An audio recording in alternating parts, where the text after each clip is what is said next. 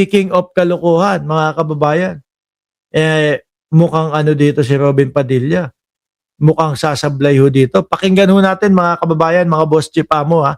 Si Boy Abunda, mga bossing. Project. Eto, game. Kabilang sa mga proyekto ng mga Diskaya who are involved in the flood control mess ay ang controversial project with the FDCP, ang Philippine Film Heritage Building sa Intramuros, na ayon sa aming mga nabasa ay may budget na a little less than 200 million. Ang nais naming malaman, ano bang estado nito ngayon? Ito ba yun? Yung kay Robin Padilla. O game. Pakinggan natin. Robin Padilla at Joey Reyes. Tama ba, Joey Reyes? Go to that controversial building, the Philippine Film Heritage Building. Ano ang estado ngayon yan? Well, natapos na siya. Pero dumaan kami sa kalahating butas ng karayom. Kasi originally, nung inestimate yan, nung kontratista ni then Chairman Tirso Cruz, okay, ang binigay na presyo, 150 million to build that building. Tapos, 150 million para ma-build up yung building. Okay, para ibig sabihin para matayo, makumpleto, magamit, no? binigyan kami ng pera, ng insertion ni Senator Padilla.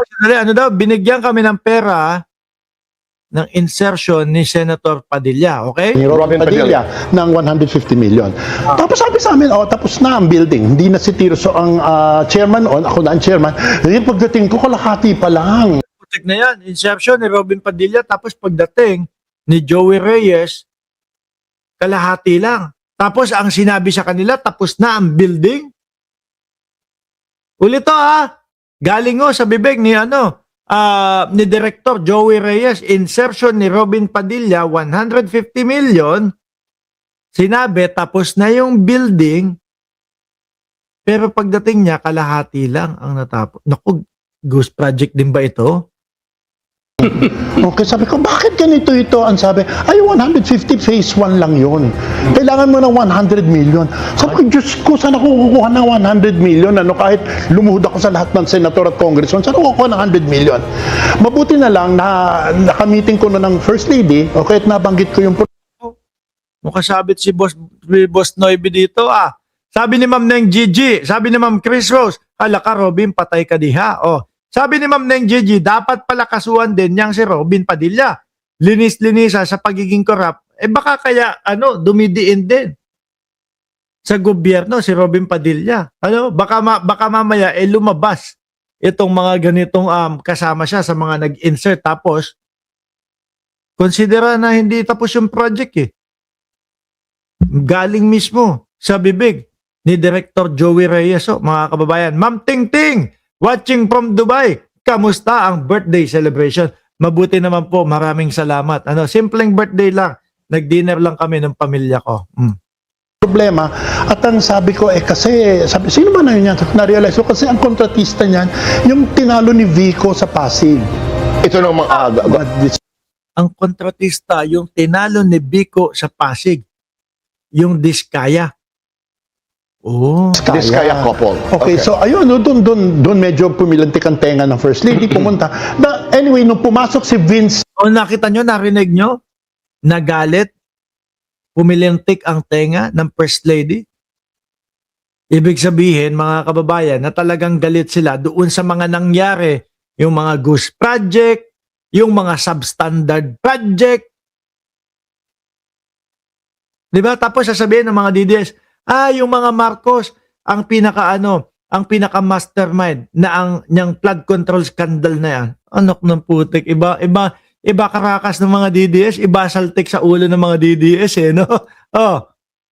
Hison, okay, ni-require. Sabi nung kaibigan ko na si Sir Ed Ong, ex-con, balik ka na lang po sa pagiging artista. Hindi na kami magpapauto kahit ano pa ang drama mo sa mga susunod na halalan. ng First Lady kay Vince na tapusin niyo itong building. So right now, kumusta ang estado? Ay, tapos na. That's good news.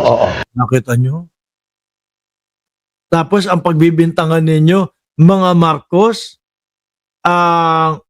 mastermind ng mga flood control scandal, yung mga project na mga ghost project at yung mga substandard na mga project, isang salita lang ni First Lady, tapos agad. Imagine buong bayan, lahat palpak sa project, di ba? Kailan po ba na mayagpag yung mga diskaya, mga boss chief amo, sir? Nung panahon ng gobyerno ni dating Pangulong Duterte. No?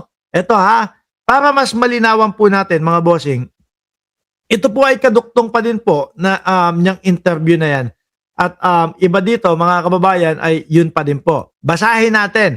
Sabi dito, ni Boy Abunda doon sa kanyang tanong, kabilang sa mga proyekto ng mga diskaya na na-involve sa flood control mess ay ang controversial na project with DCP, ang Philippine Film Heritage Building sa Intramuros. Ano ba ang estado na ito? Ito yung mismong sinabi ni Director Joey.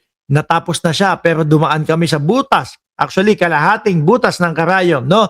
Kasi originally, nung ini-estimate yan ng kontratista ni Chairman Tirso Cruz III, ang binigay na presyo, 150 million to build that building. Tapos binigyan kami ng pera ng insertion ni Senator Robin Padilla ng 150 million. Tapos sabi sa amin, tapos na ang building. No? Tapos na daw yung building. Hindi na si Tirso Cruz ang chairman noon. Ako na ang chairman noon. Ngayon, pagdating ko, kalahati pa lang. Hindi pa din tapos. Baka naman naibulsa yung ibang parte na pera doon. Kaya ang nangyari kalahati lang ang tinapos. Hindi na natuloy. Baka nalustay na din ang pera. Diba? Sabi ko, bakit ganito? Ito ang sabi, yung 150, isang phase lang. Kailangan mo ng 100 million. Biruin mo yan, ang lakas mga manggoyo. Ano yan? Ano ni kasama dyan, si Robin Padilla, mga kababayan? Sa tingin niyo po, hindi naman pwedeng ganun. I-insert ka, kukuha ka ng pera, hihingi ka ng pera para sa proyekto, tapos wala na. Ahayaan mo na lang ng ganun. Hindi mo na susubaybayan. Siyempre, kasama ka sa titingin at magmamatsyag. Ano ba yung ipinanghingi ko ng pondo? Ano ba yung inano ko? Ano ba yung ihiningi ko ng pera ng bayan? Natapos ba o hindi? Wala na lang? Ganun na lang? Baka naman, Robin Padilla. Maganda, sagutin mo iyan. Ano po? Hindi yung kung ano-anong mga credential ang hinahanap mo doon sa ibang tao, mga bossing. Ngayon nasa na ba tayo? Alisin natin yung kay Robin Padilla po, mga kababayan. Pumunta tayo, dumito muna ho tayo doon sa